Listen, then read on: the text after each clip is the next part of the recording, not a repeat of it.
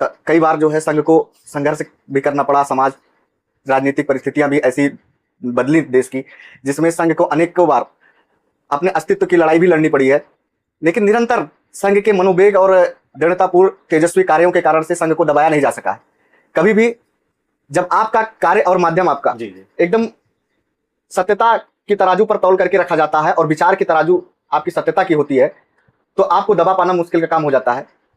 कई बार संघ के साथ में कई राजनीतिक विचारधाराएं उसको दबाने का प्रयास करती रही, लेकिन जो समाज के लिए जन्म लिया 1925 में और डॉक्टर हेडगेवार परम पूजनीय सरसंघचालक के दायित्व का निर्वहन कर किए, तो मजबूत नेतृत्व और मजबूत इरादा, एक स्वयं सेवक का वादा मां भारती के चरणों में जो समर्पित है, वो पूरे देश को, पूरे राष्ट्र को और विश्व के पटल पर भी देखने को मिल रहा है। इस तरीके से स्वयंसेवक तैयार करता है राष्ट्रीय स्वयंसेवक संघ, जो कि आज सामने हमारे देश के यशस्वी प्रधानमंत्री जी के रूप में आप सब लोगों को देखने को मिल रहा है। लेकिन 2014 में जब मोदी जी की सरकार बनी तो हमारे यहां से वरुण गांधी जी चुनाव लड़ने के लिए आए लोकसभा का। राजनीतिक दृष्टिकोण बदला, सामाजिक दृष्टिकोण बदला। वरुण जी भारी मतों से जीत करके और सुल्तानपुर के सांसद हुए। विकास की प्रक्रिया वहां से शुरू हुई, अनेक विकास के कार्य हुए, जिसके कारण से जनपद में एक बार ये लगा कि हाँ, लोकतांत्रिक प्रक्रिया में सांसद की भी भूमिका महत्वपूर्ण होती है। और उसका बखूबी 2014 से वो प्रक्रिया शुरू हुई। और ये प्रक्रिया इसलिए संभव हो पाई कि देश के यशस्वी प्रधानमंत्री जी का जो विजन था, वो हर जिले के लिए, हर लोकसभा के लिए बहुत मजबूत इरादे के साथ में उन्होंने जो रणनीति तय की थी, उस रणनीति को हर सांसद को पालन करना था। तो कहीं ना कहीं सुल्तानपुर के अंदर में भी 2014 के दृष्टिकोण में विकास कार्य आगे बढ़ा। हमारे जिले में अभी तक के सभी सांसदों में सर्वश्रेष्ठ सांसद का अगर किसी को पुरस्कार देना चाहें, और वहां की जनता कहती भी है, तो हम मेनका गांधी जी के रूप में सांसद ही नहीं, अपितु अपने एक अभिभावक के रूप में हम सुल्तानपुर में देखे थे। वहां के समाज ने एक अभिभावक के रूप में, जो कि हर महीने सुल्तानपुर में प्रवास करके और गांव गली मोहल्ले तक पहुंच बना करके समाज में क्या समस्याएं हैं, उन समस्याओं को संसद में तो उठाना ही था। साथ साथ जो है मोदी जी के विजन को जिस तरीके से लोकसभा के अंदर पहुंचाया और विकास का कार्य किया, वो हमें लगता है सुल्तानपुर में 60-75 सालों में किसी भी सांसद में नहीं। कादीपुर हो, लम्बुआ हो, सदर हो, सुल्तानपुर हो, इसौली हो, यहाँ की जो राजनीतिक दृष्टिकोण रहा, यहाँ पे जो भी राजनीति करने वाले लोग थे 2017 के पहले के, उन्होंने सुल्तानपुर को एक चरागाह के रूप में उपयोग किया। उन्होंने वहां से धनोपार्जन की अपनी एक फैक्ट्री खड़ी कर ली, उस फैक्ट्री के माध्यम से अपने परिवार को बनाया। वस्तुतः अंजनी जी, आपने उस दुखते रग पर हाथ रख दिया कि शायद मेरी आंखों से आंसू निकल आते हैं जब मैं अपने इसौली के बारे में सोचता हूं, अपने सुल्तानपुर जनपद के बारे में सोचता हूं। तो मुझे लगता है कि हम लोग अनेक राज्यों में जाते हैं। उत्तर प्रदेश में देश के यशस्वी प्रधानमंत्री जी ने इतना विकास किया, योगी जी ने उत्तर प्रदेश में इतना अच्छा विकास किया है, लेकिन इसौली में जब एक जनप्रतिनिधि नहीं होता है, जिसके कारण से हम सब लोग जो है, चाहे वो विद्युत के रूप में हो, स्वास्थ्य के रूप में हो, चिकित्सा के रूप में हो, युवाओं को रोजगार के रूप में हो, हम अछूते रह जाते हैं। राष्ट्रीय स्वयं सेवक संघ, जिसका नाम सुनते ही हमारे आपके हृदय में राष्ट्रभक्ति की भावना प्रबल हो जाती है। एक अलग संचार होता है राष्ट्र के प्रति, संघ के विचार, राष्ट्र के प्रति संघ का योगदान क्या कुछ रहा है, ये किसी से छुपा नहीं रहा है। जी हाँ, नमस्ते, मेरा नाम है अंजनी तिवारी और आप देख रहे हैं गांव देहात। हमारे साथ संघ के ही कार्यकर्ता कामता नाथ जी हैं। गांव देहात मुलाकात सीरीज में आज हमारी मुलाकात कामता नाथ जी से हुई है। कामता नाथ जी से हम लोग बात करेंगे संघ में इनका आगमन कैसे हुआ, क्या कुछ ये कार्य कर रहे हैं, विभिन्न विषयों पर, राजनीतिक सामाजिक विषयों पर इनसे हम विस्तृत बातचीत करेंगे। बहुत बहुत स्वागत है कामता नाथ जी आपका।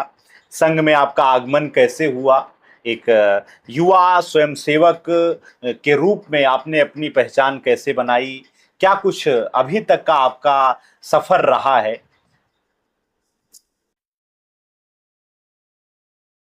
नमस्कार अंजनी जी, आज हम आपके बीच में उपस्थित हुए हैं सामाजिक, राजनीतिक और राष्ट्रहित के मुद्दों को लेकर के। जी, आप हमसे प्रश्न कर रहे हैं, हम आपको उत्तर देने के लिए बैठे हैं। तो हम दोनों लोग जो है अपने अपने स्तर पर एक तरीके से परिपक्वता के साथ में यहाँ पे हम उपस्थित हैं। और आप जिन प्रश्नों को आप पूछ रहे हैं संघ के में आपके कैसे प्रवेश जी, पाए। आपका प्रवेश कैसे तो हुआ? मैं छोटी सी एक आपको बात बताता हूँ कि बचपन था, बाल्यकाल अवस्था थी, और हमारे परदादा जी के भाई जो है, जो मुंबई रहते थे, जिनका जिक्र करके मेरा सीना भी फक्र से ऊंचा होता है।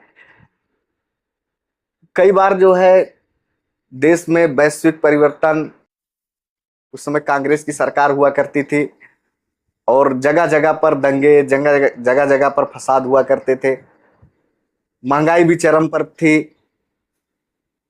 जिस प्रकार से राष्ट्रहित के मुद्दों को कुचला जाता था, राम मंदिर के निर्माण को लेकर के भी तरह तरह की राजनीतिक बयानबाजियां होती थी, उसमें उनके मुंह से एक स्वयं सेवक की भांति, जो मुंबई रहते थे और चौपाटी में स्वयंसेवक के रूप में कार्य, शाखा के स्वयंसेवक रहे, उनके मुंह से हमने संघ के बारे में सुना, और सुन करके मेरे अंदर में राष्ट्रभक्ति की जो ज्वाला निकली, वो हमारे अपने परिवार से ही निकली। लेकिन पहली बार मैंने 2005 में गुरु पूजन कार्यक्रम के माध्यम से मैंने संघ में प्रवेश पाया।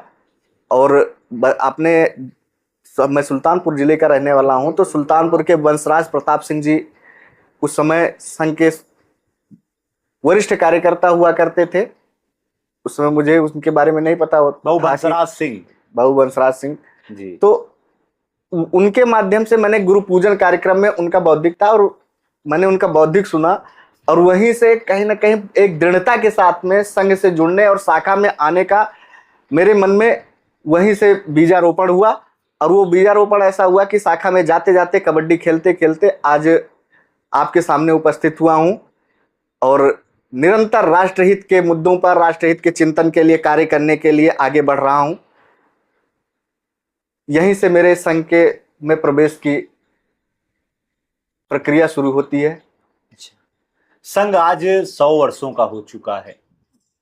करीब 100 वर्ष पहले जब डॉक्टर हेडगेवार जी ने संघ की शाखा लगाई थी, और विजयादशमी के दिन से आज संघ 100 वर्षों से अधिक उसका अपना जो है इतिहास हो चुका है। तो इस ऐतिहासिक मौके पर आप क्या कहना चाहेंगे संघ को लेकर के? वर्तमान समय में संघ की क्या कुछ जो है उपलब्धियां रही हैं? 1925 में संघ की स्थापना काल से लेकर के संघ विभिन्न राष्ट्रीय राजनीतिक मुद्दों को, सामाजिक मुद्दों को लेकर के काम करता रहा है। राजनीति से दूर रह करके समाज को राष्ट्र से जोड़ने का कार्य किया है। कई बार जो है संघ को संघर्ष भी करना पड़ा। समाज, राजनीतिक परिस्थितियां भी ऐसी बदली देश की, जिसमें संघ को अनेकों बार अपने अस्तित्व की लड़ाई भी लड़नी पड़ी है। लेकिन निरंतर संघ के मनोवेग और दृढ़तापूर्ण तेजस्वी कार्यों के कारण से संघ को दबाया नहीं जा सका है। कभी भी जब आपका कार्य और माध्यम आपका जी जी एकदम सत्यता की तराजू पर तौल करके रखा जाता है, और विचार की तराजू आपकी सत्यता की होती है, तो आपको दबा पाना मुश्किल का काम हो जाता है। कई बार संघ के साथ में कई राजनीतिक विचारधाराएं उसको दबाने का प्रयास करती रही, लेकिन जो समाज के लिए जन्म लिया 1925 में, और डॉक्टर हेडगेवार परम पूजनीय सर संघचालक के दायित्व का निर्वहन किए, बाद में गुरु जी आए जी, ऐसे करके आज परम पूजनीय सर संघचालक के दायित्व पर डॉक्टर मोहन मधुकर भागवत जी हैं। तो निरंतर संघ समाज के कार्यों में लिप्त होते हुए राष्ट्र कार्य को आगे बढ़ाने का कार्य कर रहा है, और जिससे अनेकानेक स्वयंसेवक निकल करके राष्ट्रहित के कार्य कर रहे हैं, और प्रकल्पों के माध्यम से विभिन्न प्रकल्प खड़ा करके विभिन्न आयामों के माध्यम से समाज और राष्ट्र को मजबूत करने का कार्य कर रहा है।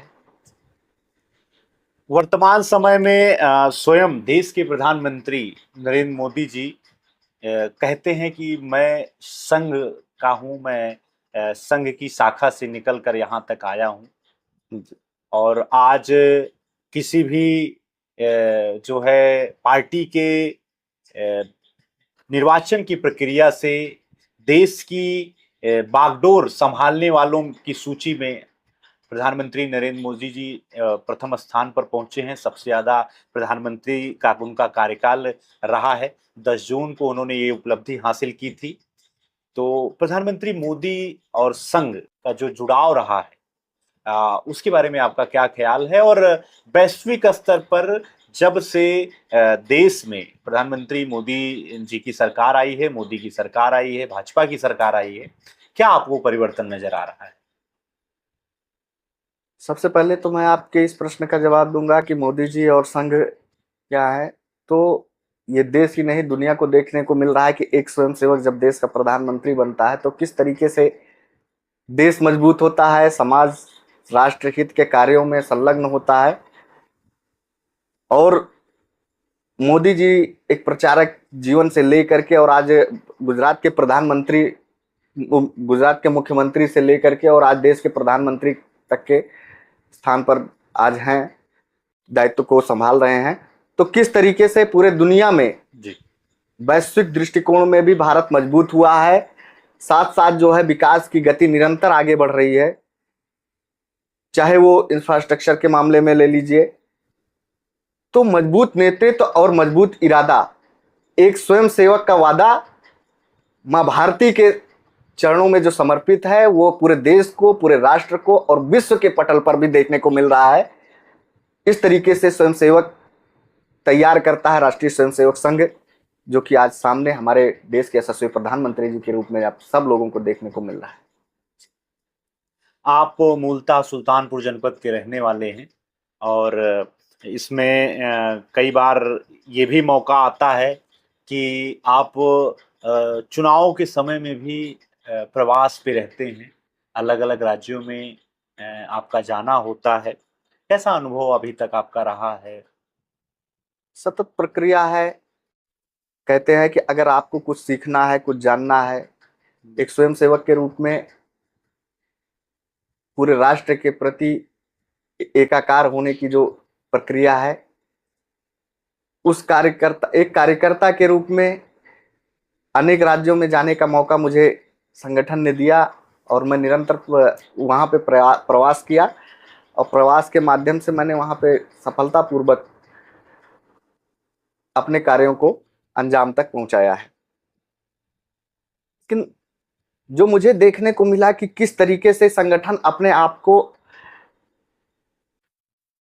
केंद्रित नहीं, विकिरणित करता है समाज के बीच में, एक जगह से कार्यकर्ताओं को दूसरी जगह के कार्यकर्ता के बीच में भेज करके कैसी आत्मीयता स्थापित करता है और पूरे भारत को एकाकार करके एकात्मता का जो ये मंत्र देता है, इसके माध्यम से आज तक दुनिया का कोई ऐसा स्वयंसेवी संगठन नहीं है और ना ही कोई ऐसा राजनीतिक भारतीय जनता पार्टी के जैसा संगठन दुनिया में नहीं है जो कि अपने राष्ट्र को एकाकार करके चलने वाले सभी वहां पर रहने वाले सभी नागरिकों के प्रति और विशेष करके वहां के कार्यकर्ताओं के प्रति एकात्मता का भाव उत्पन्न कर सके और देश प्रेम की ज्वाला को प्रवाहित कर सके। लेकिन हमारे संगठन ने, हमारे राजनीतिक संगठन भारतीय जनता पार्टी ने जिस तरीके से इस कार्य को आगे बढ़ाया है, निश्चित तौर पर एक निश्चित समय पर देश के अंदर में विभिन्न तरीके से, जिस तरीके से पहले कांग्रेस की सरकार रही हो और कांग्रेस की विचारधारा रही हो या विपक्ष की अनेक पार्टियां हैं जो देश को तोड़ने का काम करती थी, लेकिन एक प्रदेश के कार्यकर्ता को, एक जनपद के कार्यकर्ता को, एक गांव से निकले कार्यकर्ता को दूसरे प्रदेशों में भेज करके वहां एक दूसरे प्रदेश के कार्यकर्ता से मिला करके एक पारिवारिक दृष्टिकोण जो बनता है, उससे देश मजबूत होता है, प्रदेश मजबूत होता है, हमारा गांव मजबूत होता है, हमारा समाज मजबूत होता है। इसके लिए हम लोग संगठन के बहुत आभारी हैं, उसके ऋणी भी हैं और भारत माता के चरणों में प्रणाम करते हुए उसके प्रति भी हम बहुत ऋणी हैं। सुल्तानपुर जनपद की अगर राजनीतिक परिदृश्य की हम बात करें तो यहाँ पर 5 विधानसभा सीटें हैं, 4 पर भारतीय जनता पार्टी की सरकार है, वहाँ उनके विधायक हैं और पूर्व में यहाँ पर वरुण गांधी और उनकी माँ मेनका गांधी सांसद रही, वर्तमान समय में जो है समाजवादी पार्टी के सांसद हैं। आपको कितना कुछ परिवर्तन सुल्तानपुर के विकास में आपको नजर आ रहा है? क्या कुछ यहाँ पे चीजें और होने की आवश्यकता है? पहले क्या कुछ आपने देखा जो वर्तमान समय में बातचीत करेंगे हम लोग उसके बारे में, क्योंकि आप मूलतः सुल्तानपुर के रहने वाले हैं और हमने सोचा कि शुरुआत ही आपसे उसी तरीके से किया जाए, क्योंकि संघ हो या भारतीय जनता पार्टी हो, सबका एक ही उद्देश्य है कि हमारा जिला, हमारा गांव, हमारा मोहल्ला जो है विकास के पथ पर आगे बढ़े। स्वयं संघ का भी ये मानना है कि राष्ट्र का विकास गांवों से होकर जाता है। तो आपका अपना क्या विचार है? अंजनी जी, आपने बहुत अच्छा विषय उठाया है। मुझे कहते हैं ना कि जननी जन्मभूमिश्च स्वर्गादपि गरीयसी। बिल्कुल बिल्कुल बिल्कुल। भारत मेरी जन्मभूमि है, लेकिन भारत माता के चरणों में हम लोग नमन भी करते हैं, बराबर करते हैं। एक गांव का व्यक्ति होने के नाते से गांव से भी मुझे बहुत लगाव है, मेरे अपने जनपद से बहुत ही लगाव है, सुल्तानपुर से। सामाजिक दृष्टिकोण को देखता हूं तो मैं सोचता हूं कि दुनिया में सर्वश्रेष्ठ हम लोग जिस संस्कृति को जीते हैं, जिस परंपरा को जीते हैं, शायद ऐसी विकसित परंपरा, ऐसी विकसित सांस्कृतिक दृष्टिकोण पूरी दुनिया में कहीं नहीं होगा। गायन्ति देवा अखिल गीतकानी, धन्यास्तु ते भारत भूमि भागे। बिल्कुल बिल्कुल। इस प्रकार की जो संदर्भित हमारे शास्त्रों में वर्णन मिलता है कि जहां पर देवता भी आने के लिए तरसते हैं, अगर उस संस्कृति के बारे में हम बात करते हैं तो कहीं ना कहीं मैं समझता हूं कि सुल्तानपुर की जो कुशभवनपुर की जो हमारी धरती है और वहां का सामाजिक परिवेश जो है, उस सामाजिक परिवेश के आधार पर ही यह तय होता है कि गायन्ति देवा अखिल गीतकानी, धन्यास्तु ते भारत भूमि भागे। बिल्कुल।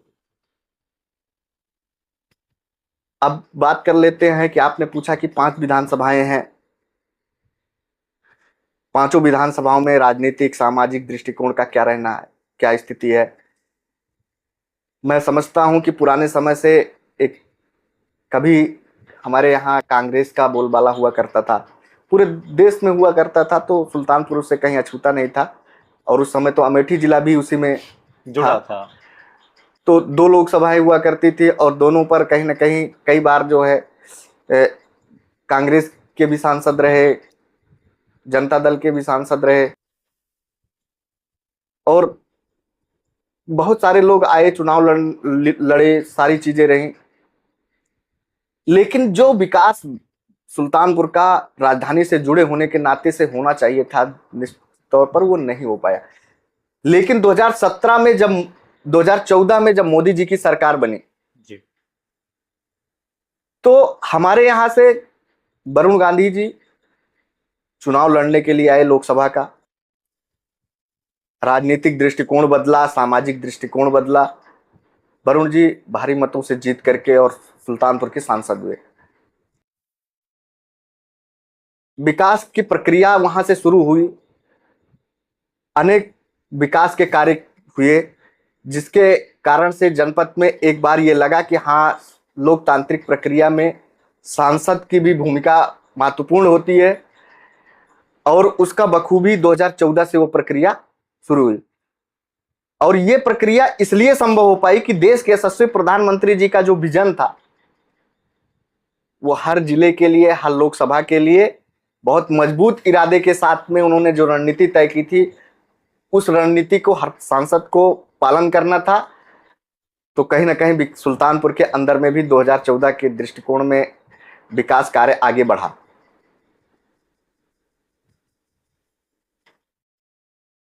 वो प्रक्रिया 2014 में के बाद जो है 2019 का लोकसभा का चुनाव हुआ। वरुण गांधी जी को स्थानांतरित कर दिया गया, उनकी माताजी श्रीमती मेनका गांधी जी को सुल्तानपुर से प्रत्याशी बनाया गया और चुनाव जीत करके वो हमारी सांसद बनी। ये कहना मैं हम लोग सब लोगों के लिए, जिसको आप भी कहीं ना कहीं महसूस करते होंगे, जाते होंगे, बहुत सारे लोगों के पॉडकास्ट इंटरव्यू लेते होंगे, तो आपको एक बात समझ में आती होगी कि हमारे जिले में अभी तक के सभी सांसदों में सर्वश्रेष्ठ सांसद का अगर किसी को पुरस्कार देना चाहें और वहां की जनता कहती भी है, तो हम मेनका गांधी जी के रूप में सांसद ही नहीं, अपितु अपने एक अभिभावक के रूप में हम सुल्तानपुर में देखे थे।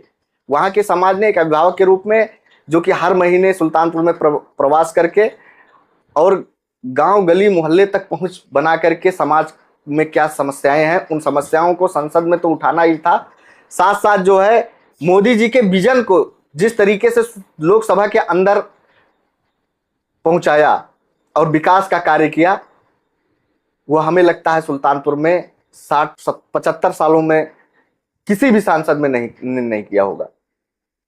और मोदी जी का विजन भी था, साथ साथ जो है सुल्तानपुर के लोगों की दृढ़ इच्छा शक्ति भी थी और मेनका गांधी जी जैसा सर्वश्रेष्ठ सांसद था, इसलिए कहीं ना कहीं सुल्तानपुर विकास के पथ पर धीरे से आगे बढ़ा। अब बात कर लेते हैं पांचों विधानसभाओं की। कभी सुल्तानपुर में जो है पांचों विधानसभाएं सपा के पास जाती हैं, बसपा के पास भी रहती हैं।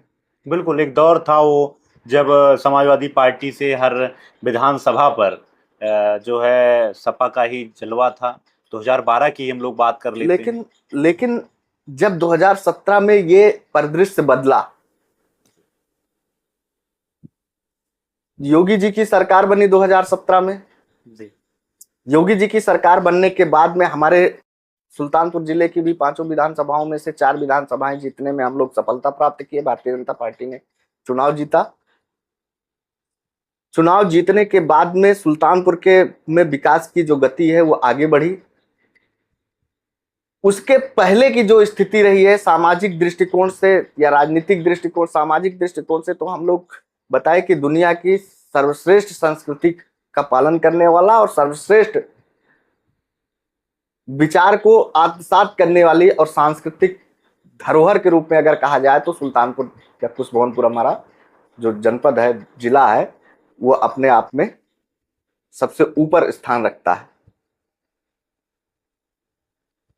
लेकिन 2017 के पहले अगर आप जाएंगे तो हमारे जिले को इतने तरीके से विकास में पीछे छोड़ा गया कि उसकी जो खाई बनी वो अभी भी भर पाने में हमें लगता है कि 10 से 15 साल लग जाएंगे। कादीपुर हो, लम्हुआ हो, सदर हो, सुल्तानपुर हो, इसौली हो, यहाँ की जो राजनीतिक दृष्टिकोण रहा, यहाँ पे जो भी राजनीति करने वाले लोग थे 2017 के पहले के, उन्होंने सुल्तानपुर को एक चरागाह के रूप में उपयोग किया। उन्होंने वहां से धनोपार्जन की अपनी एक फैक्ट्री खड़ी कर ली। उस फैक्ट्री के माध्यम से अपने परिवार को बनाया जी। लूट, चोरी, डकैती, तमाम प्रकार की गतिविधियां जो संचालित होती थी हिंसा के रूप में, छिनैती के रूप में, यहां तक कि हमारे यहाँ के व्यवसायियों से जिस तरीके से साप्ताहिक वसूली की जाती थी, उससे वहां के उद्योग को, वहां के व्यवसाय को काफी प्रभावित किया।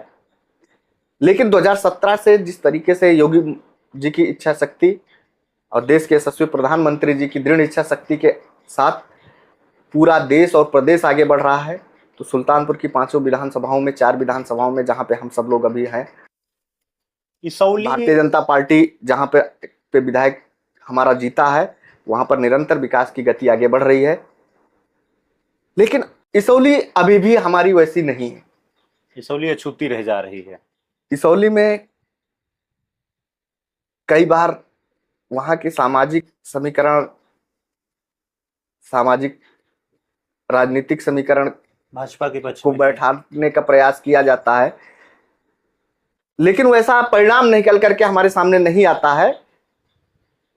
फिलहाल योगी जी की सरकार में किसी भी विधानसभा को पीछे छोड़ने का काम नहीं किया गया है। मुख्यमंत्री जी ने अपनी तरफ से सारे कार्य किए, लेकिन जब अपना प्रतिनिधि नहीं होता है तो विकास की गति उस रफ्तार में आगे नहीं बढ़ पाती है, जिसके कारण से इसौली के अंदर में वो 75 सालों की खाई आज भी वैसी की वैसी बनी हुई है।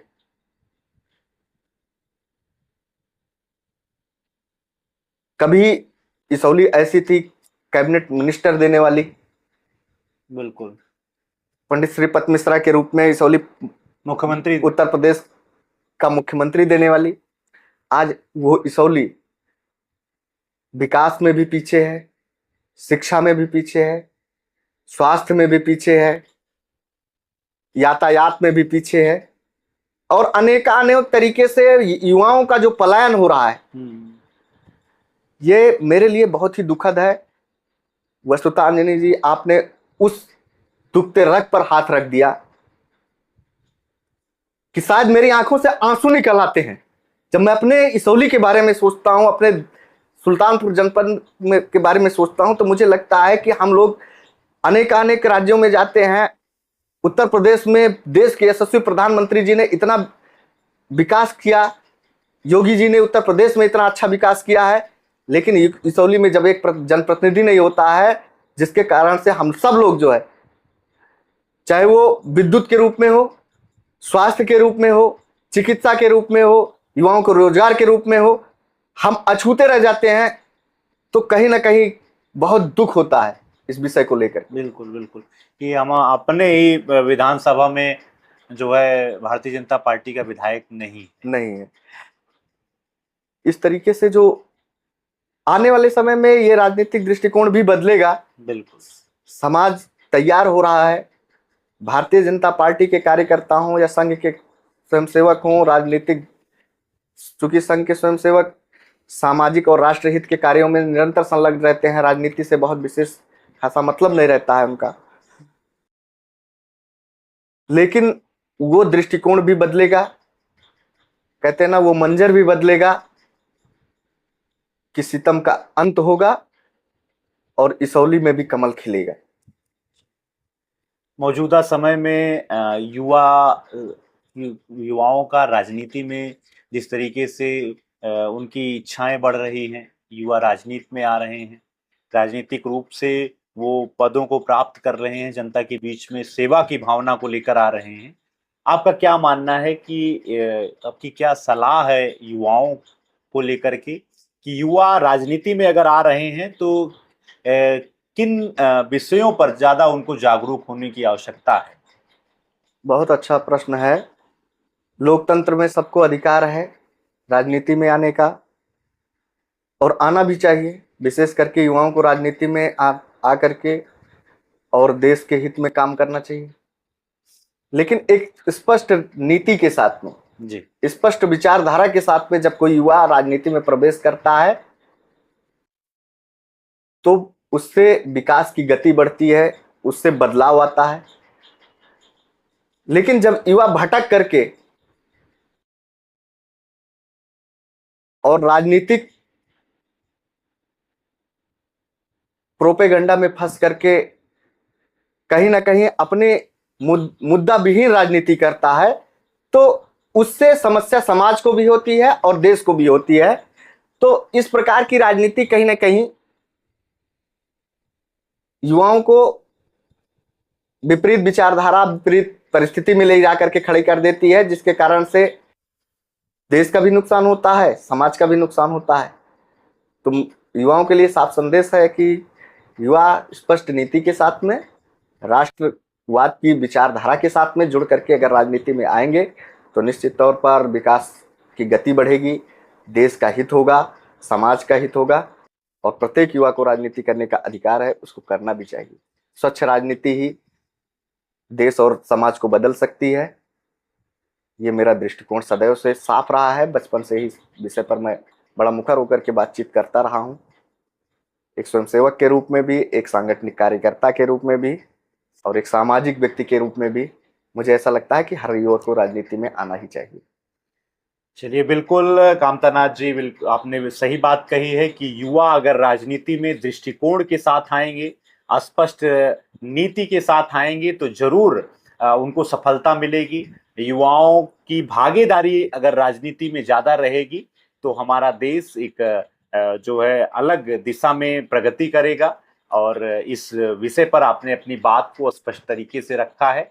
तो हमारे साथ बातचीत के लिए कामतानाथ जी थे, आप संघ के कार्यकर्ता हैं। आपसे हमने विभिन्न विषयों पर बात की, संघ के ने उनके दायित्वों के बारे में बात की, साथ ही साथ राजनीतिक रूप से कितना कुछ परिवर्तन आया है, इस विषय पर भी आपने अपने विचारों को स्पष्ट किया है। वैश्विक राजनीति में संघ के कार्यकर्ता के रूप में जिस तरीके से देश के प्रधानमंत्री मोदी जी का योगदान रहा है, इस विषय पर भी आपने स्पष्ट तरीके से बात किया है, आपने समय दिया है। बहुत बहुत धन्यवाद। नई जानकारी के साथ आपके बीच में हम लोग फिर से हाजिर होंगे।